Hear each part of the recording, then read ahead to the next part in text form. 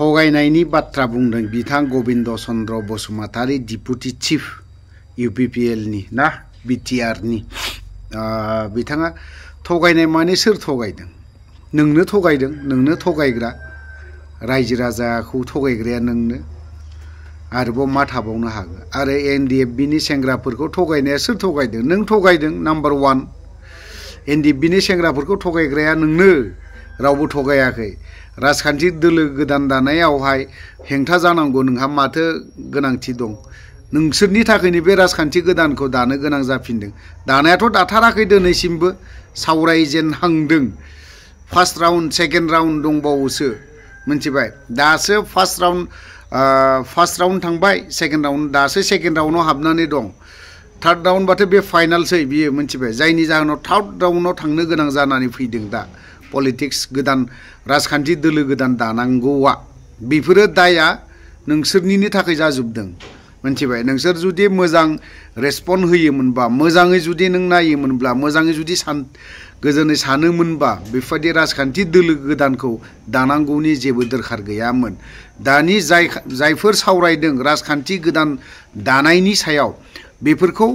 साननांगौनि दरखार गैयामोन राजखान्थि गोदान आरोबाव नांबावगौ बर'नि गेजेराव बेखौ जायफ्रा सावरायदों बेखौ गोनांथि गैया होननानै सानदोंमोन नाथायबा दिनै नोंसोरनि जाखिनि थगायनाय दिनै मार्टियास टम बानायनायनि थाखाय दिनैसिमबो गैया बेफोर थगायाखै होनबा सोर थगायदों मार्टियास जायफोर मुंख्लं जानानै थांबाय जायफ्रा गोथाङै माने ओरैबायदि खासि बासि थैदों जिउ गारदों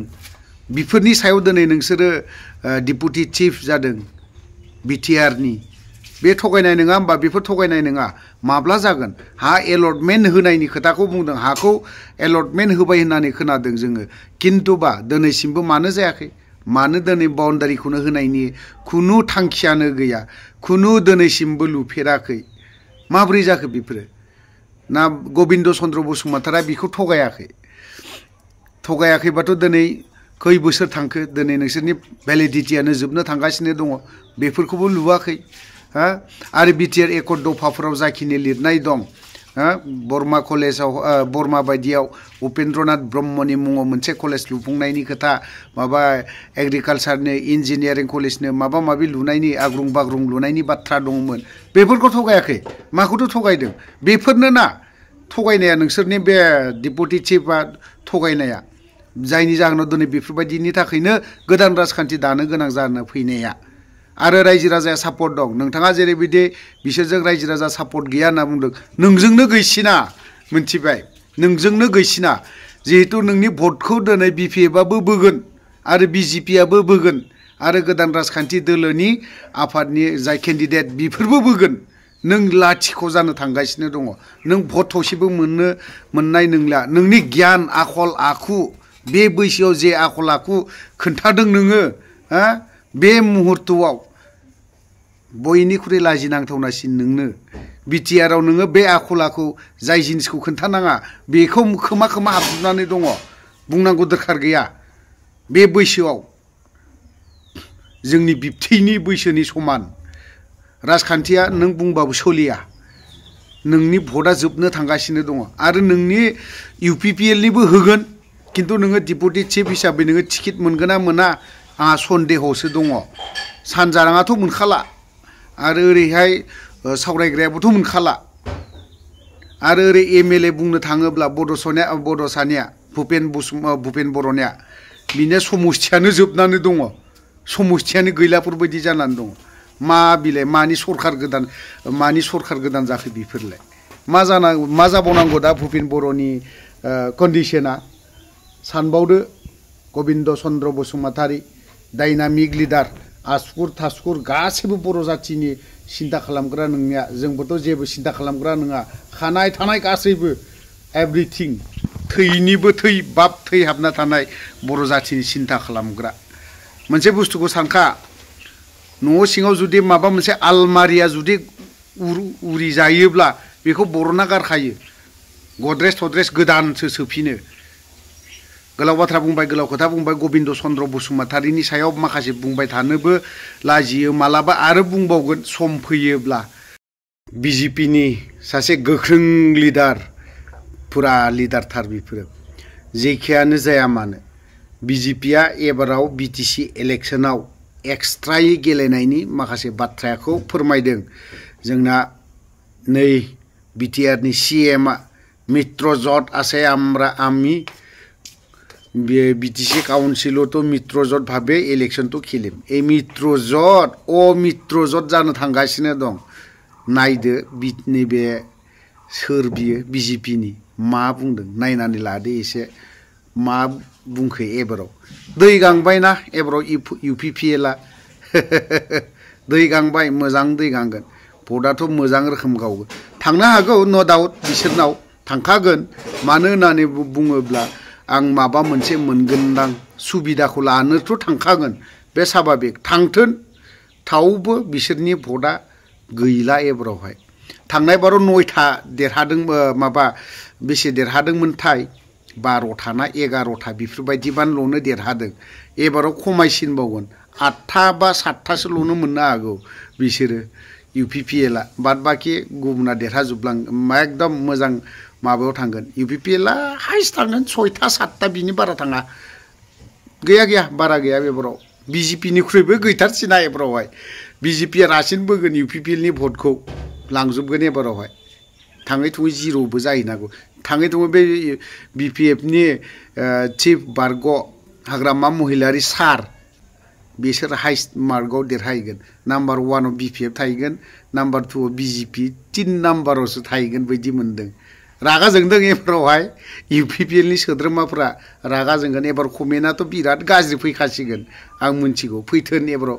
एसे गाज्रिखौनो नायनांगौ सम BTR আমি ভারতীয় জনতা পার্টি অকলে আজি দিনটো নির্বাচন খেলার পক্ষপাতী এই কারণে আর এটা মিডিয়াকো অলপ বাইটস লাগে মিডিয়ার মছলা লাগে এইখিনি কথাই অকমান স্পষ্টতা আনিব বুলি মই এই কাৰণে কৈছো আপোনালোকৰ মাধ্যমত মিডিয়াৰ মাধ্যমত এই কথাখিনি এই কাৰণে কৈছো যে বহুত ধৰণৰ এনে ধৰণৰ কিছুমান মানে এটা কোৱেশ্চন মাৰ্ক বুলি যাক কোৱা হয় এটা সন্দেহ শংকা মানুহে ব্যক্ত কৰি থাকে কি হ'ব কি নহ'ব UPPL ৰ লগত মিত্ৰতা আছে আকৌ UPPL লগতে মিত্ৰতা হ'ব নেকি ইলেকশ্যনত BPF আহিব নেকি এনে ধৰণৰ কথাবিলাক কৰি থাকে গতিকে আজি দিনটোৰ স্পষ্ট বাৰ্তা আপোনালোকলৈ মই প্ৰেৰণ কৰিছো NDP नि बारग' सोद्रोमा मथि 2-3 आलसो जायफ्रा सोरजोंबा दैदेन जानानै गोदान राजखान्थि दानो होननानै थिरांथा खालामदों फोसावदों बिदि बिथांमोनजों रावबो रायज्लायग्रा गैया बेनिखायनो बिथांमोननि जि उद्देश्य बे थांखिया जाफुङा मानोना बिथांमोनखौ सोरबा 2-3 सोरबा गुबुन पार्टिनि दैदेनगिरिफ्रा थाखा फैसा होनानै बेल खालामनानै बर'निफोरखौबो सोखावनो हायो बर'निफोरखौ सोखावनानै सोरबा सुबिदा लानो हायो नामा बे मिजिंखौ लानानैसो बिथांमोनखौ थुना होनाय दिनै बिथांमोना गोदान राजखान्थि दानो होननानै थि खालामदों खिन्थु जायफोरखौ नुदों NDP नि बारग' हिसाबै बिथांमोना कोनोदिन बे राजनीति दल दैदेननो हानाय गोहो गैया गियान गैया बेनिखायनो बिथांमोनजों जाहाथे रावबो रायजोआ सहयोग खालामो बेखौसो खावलायदों कारण बिथांमोना कोनोदिन राजनीति दलखौ मानो हाया सालायनो हाया आरो बिथांमोनजों पाब्लिकबो गैया सापर्टबो गैया रायजो सापर्टबो गैया बेनिखायनो बिथांमोनहा जास्ट मिसलिड खालामदों सोरनिबा थुनायाव जानो नागिरदों बेनिखायनो जों बेखौ जेबो खर' सायाखै आरो जा साननो गोनांबो जेबो गैया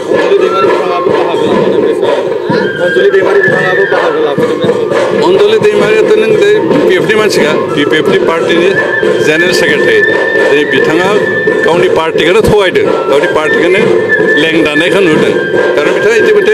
गासैबो मिथिगौ गावबो मिथिखागौ जे बिथाङा UPPL नि दैदेनगिरि दा UPPL नि दैदेनगिरि जानानै आरो गुबुन राजखान्थि दानो नागिरनायनि ओंथियानो मा थारमाने गावनि दोलोखौनो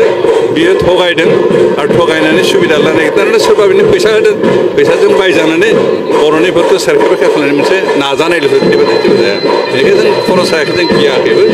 आरो UPPL आ गावनि थांखि गावनि अरायबो खामानि मावलांबाय थागोन रायजो राजानि जौगाखांनो थाखाय खामानि मावनायखौ खुनुदिन नागारनाय नङा आरो बेनिखायनो दिनै गुबुन गुबुन राजखान्थि हान्जानि दैदेनगिरिफ्रा मावथिफ्रा दिनै इउपिपिएल जिताखै दैदेनगिरिफ्रा बिसायख'थि समाव जिरायनानै थानो हायाखै बे खनसे खननै इलेक्सन गेलेनाय मानसिफ्रा इलेक्सन जोबोद मोदोमाव गुदुं जाखायो बेनिखायनो रिखन दैमारि बिथाङा 20 बोसोर एमएलए थानाय हिसाबै सायख'थि गेलेनो लुगैखागोन बेनिखायनो गेलेथो जा बुंनांगौ गैया मेनन मसाहारिया बिजनेसमेन बिथाङाबो इलेक्सन गेलेनो लुगैनो जा बुंनांगौ गैया जों बिजेपि इउपिपिएल दासिमहालागै गोजावै थानो सरकार सलायदों दासिमबो जों सावरायलायनानैसो माबायदि इलेक्सन जों बिजेपि आरो इउपिपिएल माबोरै इलेक्सन गेलेखो दासिमबो थिग खालामनाय जायाखै बेनिखायनो थिग खालामागौ माने जोंहा बुंनांगौ जेबो गैया मेनन मसाहारिया गाव हारसिं गेलेयो ना बिजेपिनि जानाय गेलेयो बे बिथांनि बाथ्रा खिन्थु जों दासिमहालागै बिजेपि आरो इउपिपिएल बुजा थानो सरकार सलायदों आरो जोंहा इलेक्सन माबोरै गेलेगोन बेनि जेबो डिसिसन जाथ'वाखै गोजौआव डिसिसन जायोब्ला गोजौआव बेबायदि थिनाय बेबायदि